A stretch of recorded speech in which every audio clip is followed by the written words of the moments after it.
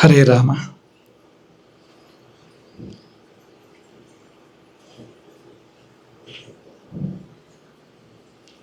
ಶ್ರೋತಾಂಸಿ ಸರ್ವರ್ಷಿ ಹೃದಾಂ ಯದೀಯೇ ಪ್ರಜ್ಞಾ ಸಮುದ್ರೇ ಮಿಲನಂ ಭಜಂತಿ ತಂ ಜ್ಞಾನ ವಿಜ್ಞಾನ ನಿಧಿಂ ಶರಣ್ಯಂ ಶ್ರೀ ಸದ್ಗುರುಂ ತ್ವಾಂ ಶರಣಂ ಪ್ರಪದ್ಯೆ.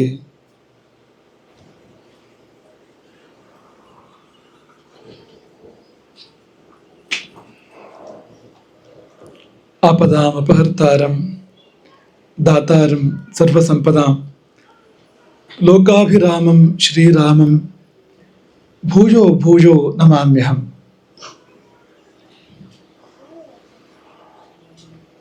ಆಂಜನೇಯ ಮತಿ ಪಾಟಲಾನನಂ ಕಾಂಚನಾದ್ರಿ ಕಮನೀಯ ವಿಗ್ರಹಂ ಪಾರಿಜಾತ ತರುಮೂಲ ವಾಸಿನಂ ಭಾವಯಾಮಿ ಪವಮಾನ ನಂದನಂ.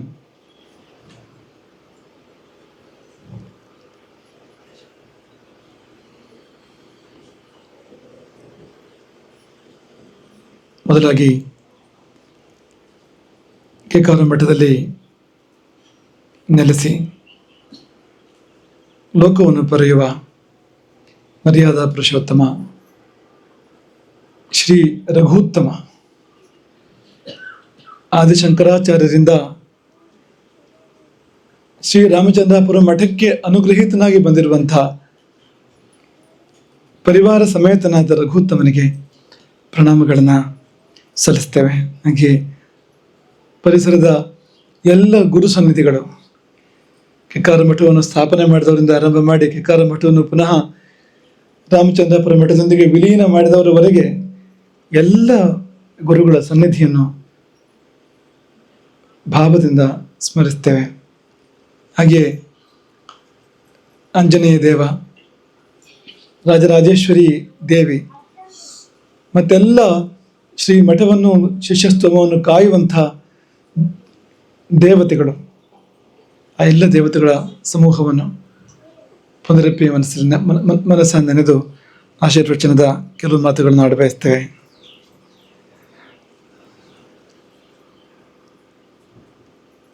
ರಾಮ ಮತ್ತು ಸಾಮ ಒಂದಾಗಿರುವಂಥ ಒಂದು ಸಂದರ್ಭ ಇದು.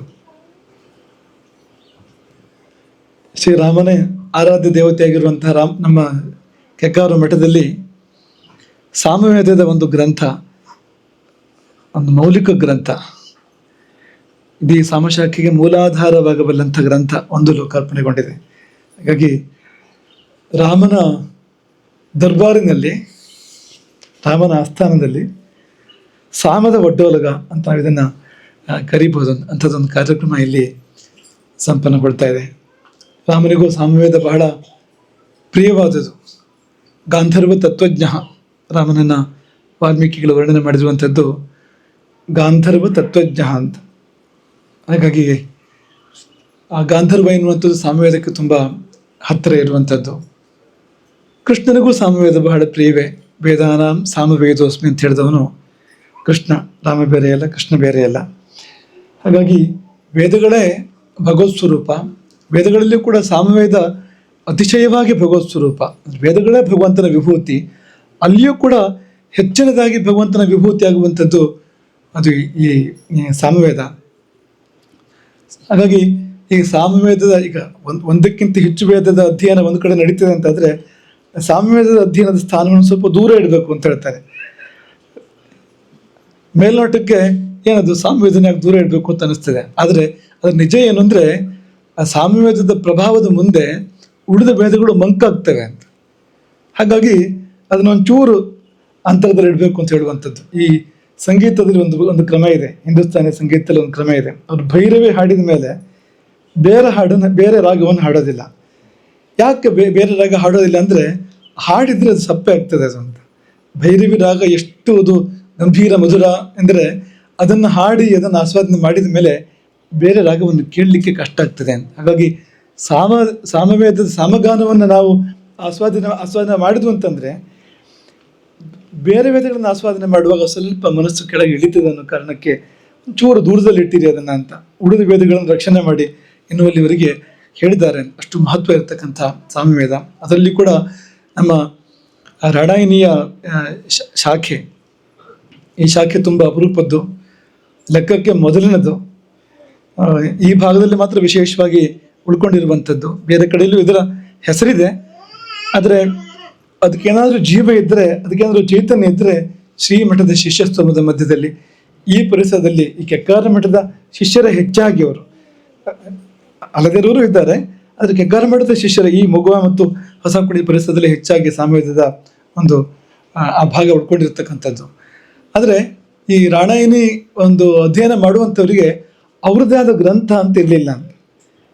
ಗೌತಮಿ ಶಾಖೆಯ ಗ್ರಂಥ ಇಟ್ಕೊಂಡು ರಾಣಾಯಿನಿ ಶಾಖೆ ಅಧ್ಯಯನ ಮಾಡ್ತಕ್ಕಂಥ ಒಂದು ಸಂದರ್ಭ ಇದ್ದಿದ್ದು. ಗೌತಮಿಯ ಪ್ರಭಾವವೇ ದಟ್ಟವಾಗಿ ಅದರ ನೆರಳಲ್ಲಿ ಸಾಮ್ಯವಾದಿಗಳು ರಾಣಾಯಿನಿ ಶಾಖೆಯವರು ಅವರ ಆಶ್ರಯದಲ್ಲಿ ಇರುವಂಥ ಸಂದರ್ಭ ಇತ್ತು. ಆದರೆ ಇದೇ ಮೊದಲನೇ ಬಾರಿಗೆ ಸಮಗ್ರ ರಾಣಾಯಿನಿ ಶಾಖೆಯ ಸಕಲವನ್ನೂ ಸಂಗ್ರಹಿಸಿ ಒಂದು ಗ್ರಂಥವನ್ನು ಇವತ್ತು ಬಿಡುಗಡೆ ಮಾಡಲಾಗ್ತಾ ಇದೆ. ಅದರಲ್ಲಿ ನಮ್ಮ ಪ್ರಕಾಶ ಭಟ್ರ ಪಾತ್ರ ತುಂಬ ವಿಶೇಷವಾಗಿರುವಂಥದ್ದು. ಪ್ರಕಾಶ್ ಭಟ್ರು ಸಾಮ್ಯವಾದದ ಅಧ್ಯಯನ ಮಾಡಿರ್ತಕ್ಕಂಥವ್ರು. ಅವರ ಅಧ್ಯಯನ ನಾವು ನೋಡಿದೆ, ಅದಕ್ಕೆ ನಮ್ಮ ಒಟ್ಟಿಗೆ ಅಧ್ಯಯನ ಮಾಡ್ತಾ ಇದ್ದಿದ್ದು. ನಾವು ಯಜುರ್ವೇದ ಅಧ್ಯಯನ ಮಾಡ್ತಾ ಇದ್ದ ಕಾಲದಲ್ಲಿ ಗೋಕರ್ಣದಲ್ಲಿ ಅವರು ಸಾಮ್ಯವಾದ ಅಧ್ಯಯನ ಮಾಡ್ತಾ ಇದ್ರು. ಆಗಲೇ ಒಂದು ಋಷಿ ಜೀವನ ಮಾಡ್ತಾ ಇದ್ದಂಥ ಮನುಷ್ಯ, ತಪಸ್ವಿ ಜೀವನ, ಋಷಿ ಜೀವನ ಅಂತ ಈಗ ನೋಡಿದ್ರು ಕೂಡ ಹಾಗೆ ಕಾಣ್ತದೆ ನಮಗೆ. ಹಾಗೆ ಅವರು ಆಮೇಲೂ ಕೂಡ ಮುಂದುವರಿಸಿದ್ರು ಅದನ್ನು. ಈಗ ಒಂದು ಸಾಮ್ಯದಲ್ಲಿ ತಪಸ್ಸು ಮಾಡಿದ ಹಾಗೆ ಮಾಡಿ ಈ ಒಂದು ಗ್ರಂಥವನ್ನು ಬಹಳ ಪರಿಶ್ರಮದ ಫಲವಾಗಿ ಅವರು ತಂದಿದ್ದಾರೆ. ಆದರೆ ಅವರ ಹಿಂದೆ ನಮ್ಮ ಅಮ್ಮನವ್ರ ಮನೆ ಭಟ್ರು, ಸುಬ್ರಹ್ಮಣ್ಯ ಭಟ್ರು ಅವರ ಹಿಂದೆ ನಿಂತು ಈ ಕಾರ್ಯವನ್ನು ಸಾಧಿಸುವಲ್ಲಿ ಆಶೀರ್ವಾದಗಳನ್ನು ಕೊಟ್ಟಿದ್ದಾರೆ. ಹಾರೂರಿ ನಾರಾಯಣ ಭಟ್ರ ಮನೆಯಿಂದ ಒಂದು ಪುಸ್ತಕ ಸಿಕ್ಕಿದೆ.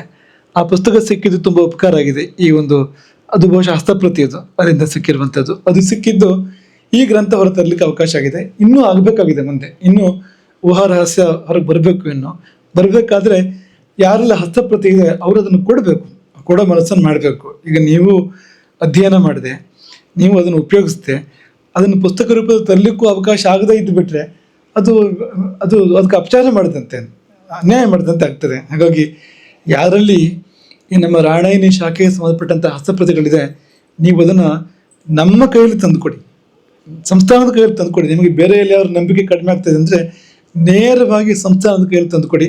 ನಿಮಗೆ ಅದನ್ನು ಹಿಂದಿರುಗಿ ಕೊಡುವ, ನೀವು ಅದು ಸುರಕ್ಷಿತವಾಗಿ ಇಟ್ಕೊಳ್ಬೋದು. ನಿಮಗೊಂದು ಒಳ್ಳೆ ಪೆಟ್ಟಿಗೆ ಮಾಡಿ ರಕ್ಷಣೆ ಮಾಡಿ ಇಟ್ಕೊಳ್ಳೋ ಹಾಗೆ ಕೊಡುವ ನಿಮಗೆ ಅದನ್ನು.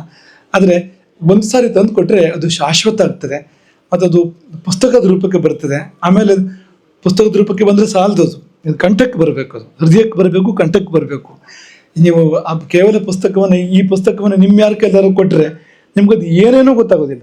ಅದನ್ನು ನೋಡಿದರೆ ನಿಮಗದು ಯಾವುದೋ ಫ್ರೆಂಚ್ ಲ್ಯಾಟಿನ್ ಓದಿದಾಗ ಆಗ್ತದೆ ಹೊರತು ನಿಮಗೆ ಏನೇನೂ ಕೂಡ ಒಂದು ಅಕ್ಷರ, ಒಂದು ಸಾಲು ಕೂಡ ನಿಮಗೆ ಅದನ್ನು ಆ ರೀತಿ ಗಾನ ಮಾಡಲಿಕ್ಕೆ ಸಾಧ್ಯ ಆಗೋದಿಲ್ಲ. ಹಾಗಾಗಿ ಅದು ಉಳಿಬೇಕಾಗಿರುವಂಥದ್ದು ಕಂಠದಲ್ಲಿಯೇ. ಆದರೆ ಕಂಠದಲ್ಲಿ ಅದನ್ನು ಉಳಿಸಲಿಕ್ಕೆ ಈ ಪುಸ್ತಕ ತುಂಬ ಸಹಾಯ ಮಾಡ್ತದೆ, ಆಧಾರ ಆಗ್ತದೆ. ಹಾಗಾಗಿ ಪುಸ್ತಕವು ಕೂಡ ತುಂಬ ಮುಖ್ಯವಾಗಿ ಅದು ಶ್ರುತಿ ಕೇಳಿ ಕಿವಿಗೆ ಬರಬೇಕು, ಕಿವಿಯಿಂದ ಹೃದಯಕ್ಕೆ ಗಂಟ್ಲಿಗೆ ಬರಬೇಕಾಗಿರುವಂಥದ್ದು, ಅದು ಇಲ್ಲೇ ಕಂಠದಲ್ಲೇ ಉಳಿಬೇಕಾಗಿರುವಂಥದ್ದು ಅದು. ಆದರೆ ಹಾಗಾಗುವಲ್ಲಿ ಈಗ ಅತ್ಯಂತ ಅಗತ್ಯವಾಗಿರುವಂಥದ್ದು ಈ ಕಾಲಕ್ಕಂತೂ. ಆ ಕಾಲದ ವಿಷಯ ಬೇರೆ. ಈಗ ಒಂದು ರಾಮಾಯಣದ ಕಾಲ ಹೇಗಿತ್ತು ಅಂದರೆ ಸಂಪೂರ್ಣ ರಾಮಾಯಣವನ್ನು ಲವಕುಶರು ಕಂಠಸ್ಥ ಮಾಡ್ತಾರೆ, ವಾಲ್ಮೀಕಿಯವರು ಹೇಳ್ಕೊಡ್ತಾರೆ, ಲವಕುಶರು ಕಂಠಸ್ಥ ಮಾಡ್ತಾರೆ. ಪುಸ್ತಕ ಇಲ್ಲ, ಲಿಪಿಯ ಕಾಲ ಅಲ್ಲ, ಲಿಪಿ ಇರಲಿಲ್ಲ ಅಂತಲ್ಲ. ಆ ಕಾಲದಲ್ಲಿ ಲಿಪಿ ಇತ್ತು, ಆದರೆ ಲಿಪಿ ಬಳಕೆ ಅಗತ್ಯ ಇರ್ತಿರ್ಲಿಲ್ಲ, ಮೇಧೆಯ ಹಾಗಿರ್ತಿತ್ತು ಅಂತ. ಲಿಪಿ ಇತ್ತು ಅನ್ನೋದಕ್ಕೆ ಉದಾಹರಣೆ, ಉಂಗುರವನ್ನು ಕೊಟ್ಟಾಗ, ಸೀತೆಗೆ ಹನುಮಂತ ಉಂಗುರವನ್ನು ಕೊಟ್ಟಾಗ, ರಾಮನಾಮಾಂಕಿತಂಚೇದಂ ಪಶ್ಯದೇವ್ ಅಂಗುಲೀಯಕಂ, ರಾಮನಾಮಾಂಕಿತವಾದ ಅಂಗುಲೀಯಕವನ್ನು ನೋಡುವಂತ ಹನುಮಂತ ಹೇಳುವಾಗ ಲಿಪಿ ಇತ್ತು ಅಂತ. ಲಿಪಿ ಇರಲಿಲ್ಲ ಅಂತಲ್ಲ, ಆದರೆ ಲಿಪಿಯ ಅಗತ್ಯ ಇರಲಿಲ್ಲ. ಲಿಪಿಯ ಅಗತ್ಯ ಯಾವಾಗ ಬರ್ತದೆ ಅಂದರೆ ನಮ್ಮ ಬುದ್ಧಿ ಕ್ಷೀಣಿಸ್ತಾ ಬಂದಾಗ, ನಮ್ಮ ಪ್ರಕೃತಿಯಲ್ಲಿ ಶಕ್ತಿ ಕ್ಷೀಣಿಸ್ತಾ ಬಂದಾಗ ಹೆಚ್ಚು ಅದರ ಅವಲಂಬನೆ ಆಗುವಂಥದ್ದು. ಈ ಸಾವಿರಾರು ವರ್ಷಗಳಿಂದ ಅದರ ಅವಲಂಬನೆ ಆಗಿದೆ, ಈಗ ಲಿಪಿಯ ಅವಲಂಬನೆ ಆಗಿದೆ.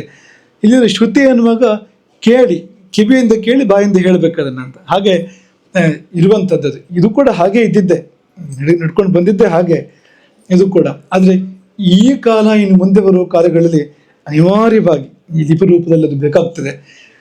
ಹಾಗಿರುವಾಗ ಅದಕ್ಕೆ ಬೇಕಾದ ಸಹಯೋಗವನ್ನು, ಮುಖ್ಯವಾಗಿ ಯಾರು ನೀವು ಹಸ್ತಪ್ರತಿ ಇಟ್ಕೊಂಡಿದ್ದೀರಿ, ನೀವು ಖಂಡಿತವಾಗಿಯೂ ಅದನ್ನು ಗುರು ಕಾಣಿಕೆ ಅಂತ ಕೊಡಬೇಕು. ನೀವು ಅದನ್ನು ಮನೆ ಹಣ ದೀಪ ಕಾಣಿಕೆ ಕೊಡದೇ ಇದ್ರೂ ಅಡ್ಡಿಲ್ಲ, ಇದನ್ನು ತಂದು ಕೊಡಿ ನಮಗೆ, ಯಾವುದು ಈ ಹಸ್ತಪ್ರತಿ ತಂದು ಕೊಡಿ ನಿಮಗೆ, ಮತ್ತೆಲ್ಲ ಮನ್ನ ನೀವು ಅದನ್ನು ತಂದು ಕೊಟ್ಟಿದ್ದೆ ಗೊತ್ತಾದರೆ ಇನ್ನೇನು ನೀವು ಕೊಡಬೇಕು ಅಂತಿಲ್ಲ ಅಂತ. ಯಾಕೆಂದರೆ ಅದೇ ದೊಡ್ಡ ಒಂದು ನಿಧಿ ಇದ್ದಂತೆ ಅಂತ. ಅದನ್ನು ಈಗ ಅಮ್ದವ್ರ ಮನೆ ಭಟ್ರಿದ್ದಾರೆ, ಅವರ ಆಶೀರ್ವಾದ ಇರ್ತದೆ. ನಮ್ಮ ಪ್ರಕಾಶ್ ಭಟ್ರು ಇದ್ರೆ ಇದರಿಂದಾಗಿ ಅದು ನಮಗೆ ಪುಸ್ತಕದ ರೂಪ ತರೋದಕ್ಕೆ ಅವ್ರು ಏನು ಬೇಕೋ ಅದೆಲ್ಲವನ್ನು ಕೂಡ ಮಾಡ್ತಾರೆ. ಮುಂದಿನದೆಲ್ಲವೂ ಕೂಡ ಆಗ್ತದೆ. ಹಾಗಾಗಿ ಅದು ಆಗಬೇಕು ಎಂಬುದನ್ನು ಈ ಸಮಯದಲ್ಲಿ ನಾವು ಸ್ಮರಣೆ ಮಾಡಿಕೊಂಡು, ಅಂತೂ ಇದು ರಾಣಾಯಣಿ ಶಾಖೆಯರಿಗೆ ಒಂದು ಸ್ವಾಭಿಮಾನದ ದಿನ ಇದು ಅಂತ. ತಮ್ಮದೇ ಶಾಖೆಯ ಗ್ರಂಥವನ್ನು ಇಟ್ಟುಕೊಂಡು ಅಧ್ಯಯನ ಮಾಡಬಹುದು ಅಥವಾ ಅವ್ರು ಪಾರಾಯಣ ಮಾಡ್ಬೋದು, ಅಂತಹ ದಿನ ಇದು ಅಂತ. ಬಹಳ ಒಂದು ಅಭಿಮಾನದ ದಿನ ಸಾಮಶಾಖಿಯರ ಮಟ್ಟಿಗೆ. ನಮ್ಮ ರಾಣಾಯಣಿಯ ಸಾಮಶಾಖಿಯರ ಮಟ್ಟಿಗೆ ಅತ್ಯಂತ ಅಭಿಮಾನದ ಗೌರವದ ದಿನ. ನೀವು ತಲೆ ಎತ್ತಬಹುದು ಇನ್ನು ಮುಂದೆ ಅಂತ. ಇಲ್ಲದಿದ್ರೆ ಕೌತುಮಿ ಶಾಖೆಯರ ಮುಂದೆ ಸ್ವಲ್ಪ ತಲೆ ತಗ್ಸಿ ವ್ಯವಹಾರ ಮಾಡಬೇಕಾಗ್ತದೆ, ಯಾಕೆಂದರೆ ಅವ್ರ ಪುಸ್ತಕ ಇಟ್ಕೊಂಡೇ ವ್ಯವಹಾರ ಏನಿದ್ರು ಅಂತ.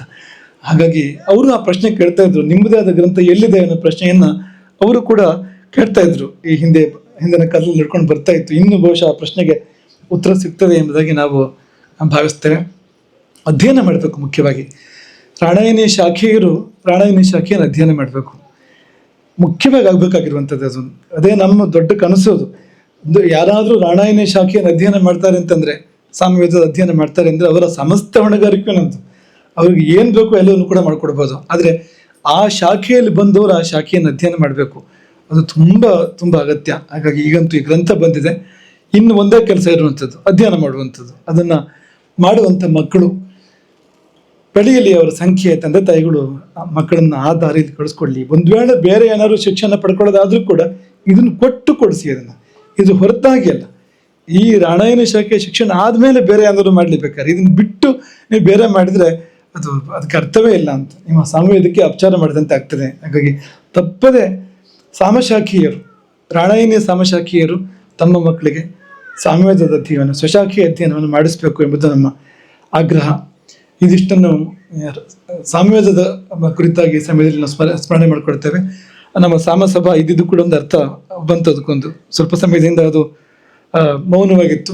ಈಗ ಅದೊಂದು ಮಾತಾಡಿದೆ, ಮತ್ತೆ ಮತ್ತೊಂದು ಗ್ರಂಥ ಹೊರಗೆ ಬಂದಿದೆ. ಅದು ಸಂತೋಷ. ಇದನ್ನು ಆಶೀರ್ವಾದ ಪೂರ್ವಕವಾಗಿ ಪ್ರತಿಯೊಬ್ಬ ಸಾಮವೇದದ ವಿದ್ವಾಂಸರಿಗೂ ಮತ್ತು ಸಾಮವೇದ ವಿದ್ಯಾರ್ಥಿಗಳಿಗೂ ಇದನ್ನು ಕೊಡಬೇಕು ಅನ್ನೋ ಅಪೇಕ್ಷೆ ನಮಗಿದೆ. ಅದು ಆಗಬೇಕು, ಆಗುವಂತೆ ಸಾಮಸಭಾ ನೋಡಿಕೊಳ್ಳಿ ಎಂಬುದಾಗಿ ಸಮಯದಲ್ಲಿ ನಾವು ನೆನಪು ಮಾಡ್ಕೊಳ್ತೇವೆ. ಇದು ಸಂಪನ್ನಗೊಂಡಿದ್ದು ಕೆಕ್ಕಾರ ಮಠದ ಎನ್ನುವಂಥದ್ದು ತುಂಬ ಒಂದು ಸಮಾಧಾನ ನಮಗೆ. ಯಾಕೆಂದರೆ ನಮ್ಮ ಕೆಕ್ಕಾರ ಮಠ ಅದಕ್ಕೆ ಅನನ್ಯತೆ ಇದೆ, ವೈಶಿಷ್ಟ್ಯ ಇದೆ. ಹಲವು ಕಾರಣಕ್ಕೆ ಈ ಕೆಕ್ಕಾರ ಮಠ ವಿಶೇಷ. ಇಂದು ನಿನ್ನೆ ಅಲ್ಲ, ಪರಂಪರೆಯಿಂದಲೇ ನಮ್ಮ ಈ ರಾಮಚಂದ್ರಾಪುರ ಮಠವನ್ನೇ ನಾವು ಒಂದು ದೇಹದಲ್ಲಿ 2 ಭಾಗ ಅಂತ ಇರ್ತದಲ್ಲ, ಒಂದು ಪುರುಷ ಭಾಗ, ಪ್ರಕೃತಿ ಭಾಗ ಅಂತ. ಈ ಮಠವನ್ನೇ ಒಂದು ಎರಡು ಭಾಗವಾಗಿ ನಾವು ಕಾಣೋದಾದರೆ, ಅಥವಾ 2 ರೆಕ್ಕೆಗಳಂತೆ, ಒಂದು ಪಕ್ಷಿಯ ರೆಕ್ಕೆಗಳಂತೆ ನೋಡೋದಾದರೆ, ಅದರಲ್ಲಿ ಒಂದು ಹೊಸನಗರದ ರಾಮಚಂದ್ರಾಪುರ ಮಠ, ಇನ್ನೊಂದು ಈ ಕೆಕ್ಕಾರು ರಘುತ್ತಮ ಮಠ ಅಂತ. 2 ಒಂದೇ ಕಾಲದಲ್ಲಿ ಪ್ರಾದುರ್ಭವಿಸಿರ್ತಕ್ಕಂಥದ್ದು 2 ಕೂಡ. ಆ 2ರಲ್ಲಿಯೂ ಕೆಕ್ಕಾರ ಮಠಕ್ಕೆ ಮಹತ್ವ ಏನಿದೆ ಅಂದರೆ, ಮೂಲ ರಾಮನ ಆಗಮನ ಇಲ್ಲಿಗಾಯಿತು ಅಂತ. ಹಾಗಾಗಿ ಇದು ಮತ್ತಷ್ಟು ವೈಶಿಷ್ಟ್ಯವನ್ನು ಪಡ್ಕೊಂಡಿದೆ. ಅದು 2 ಕಡೆ ಗುರು ಪರಂಪರೆ ಇತ್ತು. ಆದರೆ ಕೆಕ್ಕಾರ ಮಠ ತ್ಯಾಗ ಮಾಡಿದಾಗಲೂ ಕೂಡ ಕೆಕ್ಕಾರ ಮಠದ ಗುರುಗಳು ರಾಮಚಂದ್ರಾಪುರ ಮಠದ ಗುರುಗಳನ್ನ ರಕ್ಷಣೆ ಮಾಡಿ ಅವ್ರಿಗೆ ವಿದ್ಯಾಭ್ಯಾಸ ಕೊಟ್ಟು, ಜೊತೆಯಲ್ಲಿ ಆಮೇಲೆ ನಾವು ಬೇರೆ ಶಿಷ್ಯರನ್ನು ಮಾಡೋದಿಲ್ಲ ತೀರ್ಮಾನಕ್ಕೆ ಬಂದು ಮಠವನ್ನು ವಿಲೀನ ಮಾಡಿರ್ತಕ್ಕಂಥವ್ರು. ಹಾಗೆ ಮಾಡೋದ್ರಲ್ಲಿ ಕೆಕ್ಕಾರ ಮಠ ನೇತೃತ್ವವನ್ನು ವಹಿಸಿರ್ತಕ್ಕಂಥದ್ದು ಆ ಸಂದರ್ಭದಲ್ಲಿ. ಹಾಗೆ ನಾವು ಹೋಗಿ ಬಂದ್ವು ಆ ಗುರು ಸನ್ನಿಧಿಗೆ, ಈಗಲೂ ಕೂಡ ಹೋಗಿ ಅವರನ್ನು ಸ್ಮರಣೆ ಮಾಡಿಕೊಂಡು ಬಂದ್ವು. ಅಂತ ಒಂದು ಭಾಳ ವೈಶಿಷ್ಟ್ಯ ಇರ್ತಕ್ಕಂಥ ಕೆಕ್ಕಾರ ಮಠ ಅದು ಇನ್ನೂ ವೈಭವದಲ್ಲಿ ಬೆಳಗಬೇಕು. ಮುಂದೆ ಬರುವ ದಿನಗಳಲ್ಲಿ ಅತ್ಯಂತ ವೈಭವದಲ್ಲಿ ಬೆಳಗಬೇಕು. ಹೃದಯದಲ್ಲಿ ಇರುವ ಮಾತನ್ನು ಭಾಳ ಸಮಯದಿಂದ ಇಟ್ಕೊಂಡಿದ್ದೇವೆ. ಇವತ್ತು ಅದನ್ನು ಬಾಯ್ಬಿಟ್ಟು ಹೇಳ ಬಯಸ್ತೇವೆ. ನಮ್ಮ ಈ ಕೆಕ್ಕಾರ ಮಠ ಶಿಲಾಮಯವಾಗಿ ನಿರ್ಮಾಣ ಆಗಬೇಕು. ಕೆಕ್ಕಾರ ಮಠ ಮಾಣಿಮಠ, ಪೆರಾಜ ಮಾಣಿಮಠ ಶಿಲಾಮಯವಾಗಿ ಆಗಿದೆ. ಹೊಸನಗರದ ಮಠ ಆಗ್ತಾ ಇದೆ, ಆಗುವ ಹಂತದಲ್ಲಿದೆ. ಇದು ಈಗ ತಾನೇ ಅಲ್ಲಿ ಪ್ರಸ್ತಾಪ ಬಂತು, ಮಠ ಜೀರ್ಣ ಆಗಿದೆ, ಪ್ರಕಾಶಗಳೆಲ್ಲ ಹೋಗ್ತಾ ಇದೆ ಅಂತ ನಮ್ಮ ಪರಮೇಶ್ವರ ನಮ್ಮಲ್ಲಿ ಹೇಳಿದಾಗ ಒಂದ್ಸತಿ ಇಲ್ಲೂ ವಿಚಾರ ಮಾಡಿಕೊಡುವ ಅಂತ ಹೇಳಿದ್ವಿ ತಾನೇ ಅಲ್ಲಿ ಅಂತ. ವಿಚಾರ ಯಾವುದು ಅಂದರೆ, ಈ ಮಠವೇ ಪುನರ್ ನಿರ್ಮಾಣ ಆಗಬೇಕು. ಅದು ಯಾವಾಗ ಅನ್ನೋದನ್ನು ನಾವು ಕೂತು ಸಮಾಲೋಚನೆ ಮಾಡೋಣ, ಯಾವಾಗ ಹೇಗೆ ಯಾವ ರೀತಿ ಹೋಗುವಂಥದ್ದು ಸಮಾಲೋಚನೆ ಮಾಡೋಣ. ಆದರೆ ಸಂಪೂರ್ಣ ಶಿಲಾಮಯವಾಗಿ ನಮ್ಮ ಈ ಕೆಕ್ಕಾರ ಮಠ ಪುನರ್ ನಿರ್ಮಾಣ ಆಗಬೇಕು. ವಾಸ್ತುಶುದ್ಧವಾಗಿ, ವ್ಯವಸ್ಥಿತವಾಗಿ ಈ ಮಠ ಅತ್ಯಂತ ವೈಭವದಲ್ಲಿ ಮುಂದೆ ಬರುವ ಕಾಲದಲ್ಲಿ 1000 ವರ್ಷ ಯಾವುದೇ ತೊಂದರೆ ನಡ್ಕೊಂಡು ಬರುವ ಹಾಗೆ ನಾವು ಇದನ್ನು ಪುನರ್ ನಿರ್ಮಾಣ ಮಾಡಬೇಕು. ಕಕ್ಕಾರ ಮಠವನ್ನು. ಅದಕ್ಕೆ ಆ, ರಘುತ್ತಮ ಅದಕ್ಕೆ ಅನುಗ್ರಹ ಮಾಡ್ತಾನೆ. ರಾಜರಾಜೇಶ್ವರಿ ದೇವಿ ಅಂತೂ ಈಗ ಬಂದಿದ್ರಿಂದ ನಿಮ್ಗೇನು ಕೊರತೆ ಆಗೋದಿಲ್ಲ. ಈ ಶಿಲಾಮಯ ಮಠ ನಿರ್ಮಾಣ ಮಾಡೋಕೆ ಹೋದಾಗ ಅದಕ್ಕೆ ಯಾರು, ನೀವು ಕೂಡಲೇ ನಮ್ಮ ಶಿಷ್ಯರು ಆ ಪ್ರಶ್ನೆ ಕೇಳ್ಬಿಡ್ತೀರಿ ಅನ್ಸುತ್ತೆ, ದುಡ್ಡು ಕೊಡೋರು ಯಾರು ಅದಕ್ಕೆ ಅಂತ. ದುಡ್ಡು ಕೊಡೋರು ನೀವಲ್ಲ, ಅದಕ್ಕೆ ದುಡ್ಡು ಕೊಡೋಳು ರಾಜರಾಜೇಶ್ವರಿ ಅಂತ.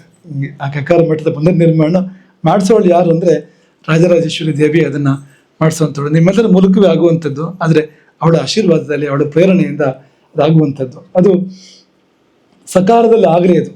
ಅದಕ್ಕೆ ಬೀಜ ನಾವು ಇವತ್ತು ಹಾಕ್ತಾ ಇದ್ದೇವೆ. ಈ ದಿನ ಅದಕ್ಕೆ ಮೊದಲನೇ ಬೀಜವನ್ನು ಹಾಕ್ತಾ ಇದ್ದೇವೆ. ಸಕಾಲದಲ್ಲಿ ಸರಿಯಾಗಿ ಚಿಂತನೆ ಮಾಡಿ ಬೇಕಾದೆಲ್ಲ ಯೋಜನೆಗಳನ್ನು ಮಾಡಿಕೊಂಡು ವ್ಯವಸ್ಥಿತವಾಗಿ ನಾವು ಅದನ್ನು ಮಾಡೋಣ. ಸದ್ಯ ಭವಿಷ್ಯತ್ನಲ್ಲಿ ಮಾಡೋಣ. ಮುಂದಿನ ಗುರುಗಳಿಗೆ ಅದನ್ನು ಬಿಡೋದು ಬೇಡ. ನಾವು ಅದನ್ನು ಈಗಲೇ ಈ ಕಾಲದಲ್ಲಿ ಅದಾಗಬೇಕು, ಅದು ಆಗುವಂತೆ ನಾವು ಅದನ್ನು ಮಾಡೋಣ ಎಂಬುದಾಗಿ ಈ ಸಮಯದಲ್ಲಿ ಅಪೇಕ್ಷೆ ಪಡ್ತೇವೆ. ಹಾಗಾಗಿ ಎರಡು ಸಂಗತಿಗಳು ಅಂತ, ಒಂದು ಸಾಮ, ಒಂದು ರಾಮ. ಈ ಸಾಮವೇದಕ್ಕೆ ಒಂದು ಗ್ರಂಥ ಹೊರಗೆ ಬಂತು, ಬಹಳ ಕಾಲದ ಪ್ರತೀಕ್ಷೆ. ಅದು ಒಂದು ಗ್ರಂಥ ಪ್ರಕಾಶ ಆಯಿತು. ಸಾಮವೇದದ ಒಂದು ಗ್ರಂಥ ಅಂದರೆ ತಪ್ಪಿಲ್ಲ ಅಂತ. ಹಾಗೆ ಈ ಮಠದ ಪುನರ್ನಿರ್ಮಾಣ ಆಗಬೇಕು. ಅದು ಈಗಿರೋ ಮಠದಲ್ಲಿ ಮಠ ಜೀರ್ಣವೂ ಆಗಿದೆ. ಆ ಮಠ ದಿಕ್ಶುದ್ಧಿ ಇಲ್ಲ, ಸ್ವಲ್ಪ ಅದು ಶುದ್ಧ ದಿಕ್ಕಿಂದ ತೀರಿಗೆ ಇರೋದ್ರಿಂದಾಗಿ ಅನೇಕ ಕಾರ್ಯಗಳಿಗೆ ಅಡೆತಡೆ ಆಗ್ತದೆ. ಅದರಿಂದಾಗಿ ದಿಕ್ಶುದ್ಧಿ ಇಲ್ಲದೆ ಇದ್ದಾಗ ನೀವು ಎಷ್ಟೇ ಪ್ರಯತ್ನ ಪಟ್ಟು ಒಂದು ಕಾರ್ಯವನ್ನು ಮಾಡಿದರೂ ನಿಧಾನಕ್ಕೆ ಅದು ದಿಕ್ಕು ತಪ್ಪಿ ಹೋಗ್ತದೆ ಅಂತ. ಆ ದಿಕ್ಶುದ್ಧಿಗೆ ಫಲ ದಿಕ್ಶುದ್ಧಿ ಇಲ್ಲದೆ ಇರೋದಕ್ಕೆ ಫಲ ಏನು ಹೇಳಿದ್ದಾರೆ ಅಂದರೆ, ಏನೇ ಮಾಡಿದರೂ ಮಾಡುವಾಗ, ಪ್ರಾರಂಭ ಮಾಡುವಾಗ ಸರಿ ಇರ್ತದೆ, ಕ್ರಮೇಣ ಅದು ಸರಿದು ಹೋಗ್ತದೆ, ಅದು ದಿಕ್ಕು ತಪ್ಪಿ ಹೋಗ್ತದೆ. ಯಾವುದೋ ಕಾಲದಲ್ಲಿ ಮಾಡುವಾಗ ಅವತ್ತಿನ ಕಾಲ, ದೇಶ, ಸನ್ನಿವೇಶಗಳು, ಅವತ್ತಿನ ಸಂದರ್ಭಗಳಿಗೆ ತಕ್ಕಂತೆ ಅದು ಆಗಿರ್ತದೆ ಅದು. ಆದರೆ ಈಗ ನಮಗೆ ಶಕ್ತಿ ಇದ್ದಾಗ ನಾವು ಅದನ್ನು ಸರಿಯಾಗಿ ವ್ಯವಸ್ಥಿತವಾಗಿ ಪುನರ್ನಿರ್ಮಾಣ ಮಾಡಬೇಕು. ಹಾಗಾಗಿ ಆ ಒಂದು ಕಾಲ ಬರಲಿ, ನಿಮಗೆಲ್ಲ ಅದನ್ನು ನೋಡುವಂಥ, ಸೇವೆ ಮಾಡುವಂಥ ಯೋಗ ಎಲ್ಲರಿಗೂ ಬದುಕಿ ಬರಲಿ ಎಂಬುದಾಗಿ ನಾವು ಈ ಸಮಯದಲ್ಲಿ ಆಶಿಸುವಂಥದ್ದು. ಯಾರ ಜೊತೆಗೂ ಸಮಾಲೋಚನೆ ಮಾಡಿ ಹೇಳ್ತಾ ಇರುವಂಥದ್ದಲ್ಲ ನಾವಿದು. ಈಗ ಸದ್ಯ ರಾಮದೇವರ ಜೊತೆ ಮಾತ್ರ ಸಮಾಲೋಚನೆ ಆಗಿರುವಂಥದ್ದು ನಮ್ಮದು, ಇನ್ಯಾರ ಜೊತೆಗೂ ಸಮಾಲೋಚನೆ ಆಗಿಲ್ಲ. ನೇರವಾಗಿ ಪೀಠದಿಂದ ಸಭೆಯ ಮಧ್ಯೆಲೆ ಅದನ್ನು ಪ್ರಸ್ತಾಪ ಮಾಡ್ತಾ ಇರುವಂಥದ್ದು, ಉಳಿಲಿಲ್ಲ ಒಳಗಡೆಗೆ ಅದು. ಹಾಗಾಗಿ ಅದು ಹೊರಗೆ ಬಂದಿರುವಂಥದ್ದು. ಅದಕ್ಕಾಗಿ ರಾಮನ ಅನುಗ್ರಹ, ರಾಮನ ಆಶೀರ್ವಾದ ಒದಗಿ ಬರಲಿ ಎಂಬುದಾಗಿ ಈ ಸಮಯದಲ್ಲಿ ನಾವು ಪ್ರಾರ್ಥನೆ ಮಾಡ್ತೇವೆ. ತುಂಬ ಸುಂದರವಾದ ಮಠ ಇದು. ಸುತ್ತಮುತ್ತ ಎಷ್ಟು ರಮಣೀಯವಾಗಿರುವಂಥ ಒಂದು ಪರಿಸರ, ತುಂಬ ದಿವ್ಯವಾದ ಪರಿಸರ. ಮತ್ತು ಶಿಷ್ಯಸ್ತೋಮ ಹತ್ತಿರದಲ್ಲಿ ಕರೆದರೆ ಕೇಳುವಂತೆ ಇರತಕ್ಕಂಥ ಒಂದು ಶಿಷ್ಯಸ್ತೋಮ, ಅನೇಕ ತಪಸ್ಸು ನೆಲೆಗೊಂಡಿರುವಂಥದ್ದು. ನಮ್ಮ ಕಾಲದಲ್ಲಿ ಕೂಡ ಅನೇಕ ವಿಶೇಷಗಳು ಘಟಿಸಿ ಹೋಗಿದ್ದಾವೆ. ಇಲ್ಲಿ ಕಕ್ಕಾರ ಮಠದಲ್ಲಿ ಅನೇಕ ರೀತಿಯ ವಿಶೇಷಗಳು ಇಲ್ಲಿ ಘಟಿಸಿ ಹೋಗಿದ್ದಾವೆ. ಅಂಥ ಒಂದು ಮಠ ಇದು. ಹಾಗಾಗಿ ಈ ಮಠದ ಪರಮ ವೈಭವದ ಕಾಲಕ್ಕೆ ನಾವೆಲ್ಲ ಸನ್ನದ್ಧರಾಗೋಣ, ನಾವೆಲ್ಲ ಸೇವೆಯನ್ನು ಮಾಡೋಣ ಎಂಬುದಾಗಿ ಈ ಸಮಯದಲ್ಲಿ ಆಶಿಸಿ, ಇಲ್ಲಿ ಸೇರಿದ ಎಲ್ಲರಿಗೂ ಮನಸಾರೆ ಮಾಡುವಂಥ ಶುಭಾಶೀರ್ವಾದಗಳು. ಪುನಃ ಸಂಸ್ಥಾನವೂ ಇಲ್ಲಿಗೆ ಬರುವಂತೆ ಆಗಲಿ, ಪುನಃ ಶಿಷ್ಯರು ಇಲ್ಲಿಗೆ ಬರುವಂತೆ ಆಗಲಿ. ಜೊತೆಗೆ ನಿಮ್ಮದು ಕೆಲಸ ಇದೆ, ನೀವು ಬರಬೇಕು. ನಾವು ಒಂದು ಸಾರಿ ನಾವಿಲ್ಲಿಗೆ ಬಂದು ನೀವು 100 ಸಾರಿ ಬರಬೇಕು ಇಲ್ಲಿಗೆ, ಕಕ್ಕಾರ ಮಠಕ್ಕೆ. ಆ ಲೆಕ್ಕದಲ್ಲೇ ಶಿಷ್ಯರಿಗಾಗಿ ಮಠ ಇರುವಂಥದ್ದು, ಮತ್ತೆ ಯಾಕೆ ಮಠ ಇದೆ. ಹಾಗಾಗಿ ನೀವುಗಳು ಮತ್ತೆ ಇಲ್ಲಿಗೆ ಬನ್ನಿ ಎಂಬುದನ್ನು ಈ ಸಮಯದಲ್ಲಿ ನಾವು ಸ್ಮರಣೆ ಮಾಡ್ತೇವೆ. ಎಲ್ಲರಿಗೂ ಒಳಿತಾಗಲಿ ಅಂತ ಪಣೆ ಆಗ್ತದೆ. ಹರೇ ರಾಮ. ಶ್ರೀಮದ್ ಜಗದ್ಗುರು ಶಂಕರಾಚಾರ್ಯ ರಾಘವೇಶ್ವರ ಭಾರತಿ ಸ್ವಾಮಿ ಮಹಾರಾಜ್ ಕೀ